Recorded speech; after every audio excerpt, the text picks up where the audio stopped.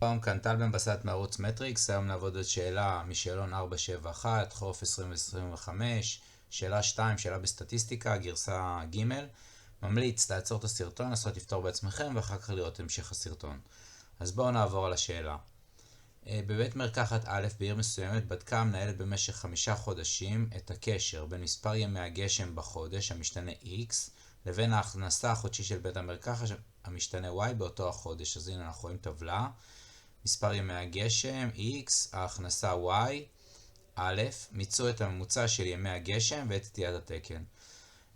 אז בואו נחשב ממוצע, ממוצע זה קל, אז חישבתי את הממוצע, חיברתי את כל המספרים, חילקתי ב-2, 4, 5, יצא לי 12 וזה ממוצע ימי הגשם. קבעתי שבטעות הממוצע יוצא לי יותר מ-20 או קטן מ-6, כנראה שטעיתי. טוב, לא לשכוח את המשך השאלה, רשום פה סטיית תקן, אז נעשה חישוב של סטיית התקן. לפי הנוסחה של סטיית תקן, קצת עבודה שחורה, אבל עושים את זה. משתנה פחות ממוצע בריבוע וכך הלאה, את כל המשתנים, לחלק למספר הנתונים ל-5, מוציאים מהתשובה, כמובן כל דבר כזה בריבוע, מוציאים מהתשובה שורש ויצא לי 4.733. בסדר, אז קיבלנו את א'. בואו נסמן כמובן במלבן שזה תשובה א'. לפניכם דיאגרמת פיזור המתארת את y כתלות ב-x. אז רואים פה דיאגרמה. הכנסה, ימי הגשם, בעצם לקחו את כל הנקודות האלה ושמו לו פה בדיאגרמה. ממוצע ההכנסה החודשי באלפי שקלים של בית מרקחת א' הוא 71. בעצם לקחו את y ועשו לנו ממוצע, וסטיית התקן היא 8.46. היו נחמדים איתנו, חסכו לנו. אחד מן המספרים שיש פה הוא מקדם המתאם R. ב', קיוו איזה מהם הוא מקדם המתאם R ונמקו את קביעתכם. אני אגלה לכם סוד, אפשר תמיד לחשב. בסדר? אז לוקחים את הנוסחה של R, היא אמנם קצת נוסחה מסובכת וכאילו קשה, אבל היא די חוזרת על עצמה. אז בואו נציב את כל הדברים. 1 חלקי כמות המספרים 5, הסטיית תקן של X שחישבנו אותה הרגע, כפול הסטיית תקן של Y שנתנו לנו, ואז פשוט קצת עובדים לאט לאט, ויש גם דרכים שאפשר לסדר את זה בטבלה בצורה יותר נכונה, אבל בכל מקרה עושים את כל ההצבה, את כל הדרך. משתנה X פחות הממוצע כפול משתנה Y פחות הממוצע וכך הלאה. את כל ההצבה הזאת מחשבים, והפלא ופלא יצא לי ש-R שווה 0.959. אז אני יכול לרשום ש-R שווה 0.959 לפי החישוב. הוכחה, נימוק, הכל תקין, הכל בסדר. עכשיו כנראה רצו איזשהו הסבר מילולי, אז בואו נכתוב אותו ונסביר אותו.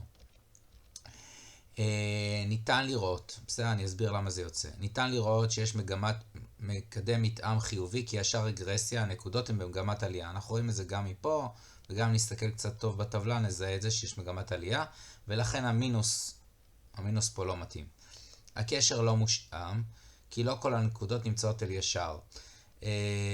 על הישר כמובן ישר רגרסיה. למשל לאותו x יש שני y שונים, אז הנה אפשר לראות את זה פה, לאותו x יש שני y שונים, ואפשר לזהות את זה גם בטבלה, מי שהיה חד עין, שני y שונים, ולכן מקדם המתאם אחד הוא לא מתאים.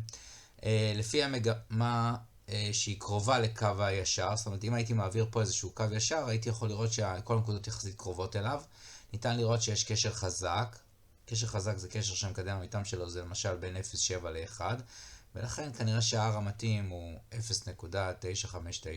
עכשיו רשמתי הסבר יחסית מפורט, מספיק שתענו על רוב הדברים, וההסבר שלכם יהיה טוב. זה מה שנקרא, תכתוב משהו, נגיד אפילו תחרטט בביטחון ויהיה בסדר, אבל תכתבו ותתייחסו לעניינים הרלוונטיים והכל בסדר, וכמובן מי שעשה חישוב, שיטה מצוינת. חבר'ה, יהיה לכם משהו? פה לא נגמרה השאלה, תכף היא תמשיך, אבל הרבה פעמים שואלים אותי, תגיד, אולי תיתן מגמה שמקדם מתאם שלילי, או כל הדברים האלה. אז אם למשל הייתי מסתכל לא על בית מרקחת, אלא על חנות גלידה, אז בעצם היה קשר חזק, שלילי, במספר ימי הגשם לבין ההכנסה. ככל שיורד יותר גשם, בדרך כלל קונים פחות גלידה, ואז היה לנו כנראה קשר חזק שלילי. אולי יעצרו לנו שאלה כזאת בהמשך. סבבה, זה שאלות שעולות לפעמים בכיתה. טוב, אז בואו נמשיך. אנחנו בג' נכון? מצא את שיפוע ישר רגרסיה לניבוי y על פי x. תשמעו, זה יחסית מאוד קל. לוקחים את הדף נוסחאות, רואים שהשיפוע זה מקדם המתאם כפול הסטיית תקן של y לחלק הסטיית תקן של x, ופשוט מציבים את כל המספרים הרלוונטיים, ה-r שקיבלנו מקודם, הסטיית תקן של y שבעצם חישבו לנו אותה, הסטיית תקן של x שאנחנו חישבנו, ויצא לי 1.714. נמשיך ג2, משוואת ישר רגרסיה, חשבו את משוואת ישר רגרסיה, אז גם אני לוקח את הדף נוסחאות ורואה y פחות y ממוצע, שווה לשיפוע x פחות x ממוצע. אז אני צריך את נקודת הממוצעים, והיא כמובן 12 שחישבנו בעצמנו בממוצע של x, ו-71 שנתנו לנו פה הממוצע של y, ונציב. אז בואו תעצרו שנייה את הסרטון, לפחות בחלק הזה, תנסו לחשב את ישר רגרסיה. חזרתם אליי, סבבה, אז בואו נראה. לי יצא ככה, ובעצם זה ג2, והכל סבבה, אפילו בשביל שיהיה לנו נחמד, העברתי את ישר רגרסיה. על פי ישר רגרסיה, מה הניבוי ההכנסה בחודש שבו מספר ימי הגשם יהיה 15? מספר ימי הגשם זה ה-x, אז פשוט להציב ב-x 15. אז נעשה y שווה 1.714 כפול 15 ועוד ה-50.432. נחשב את זה, יצא לנו מספר, וזה בעצם הניבוי של ההכנסה שנקבל באלפי שקלים. פה זה נקודה, זה כמובן באלפי שקלים, אז או שתרשמו נקודה באלפי שקלים, או רשמתי 76,142 וקיבלנו את ד'.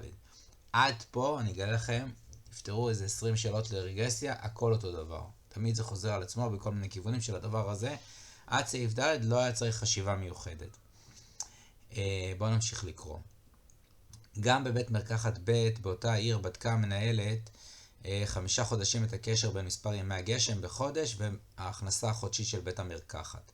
המנהלת מצאה שבכל חודש הייתה הכנסה של בית מרקחת ב' קטנה ב10,000 שקלים מן ההכנסה של בית מרקחת א'.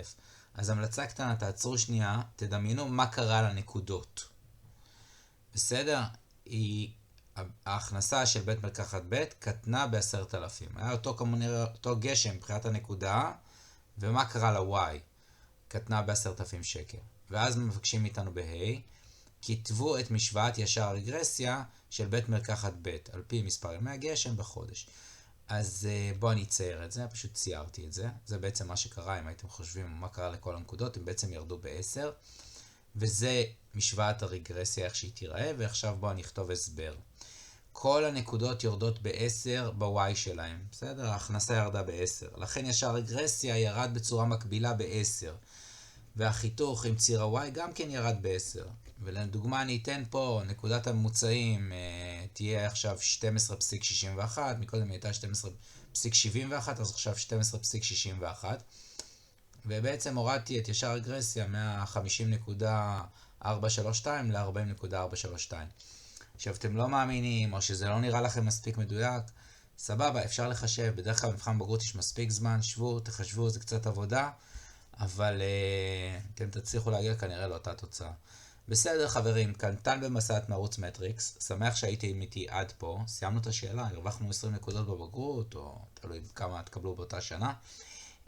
סך הכל שאלות סטנדרטיות חוזרות על עצמם, אני ממליץ מאוד על השאלות בסטטיסטיקה, וזהו. חברים, תודה רבה שהייתם איתי עד עכשיו, ניפגש בסרטונים הבאים. להתראות.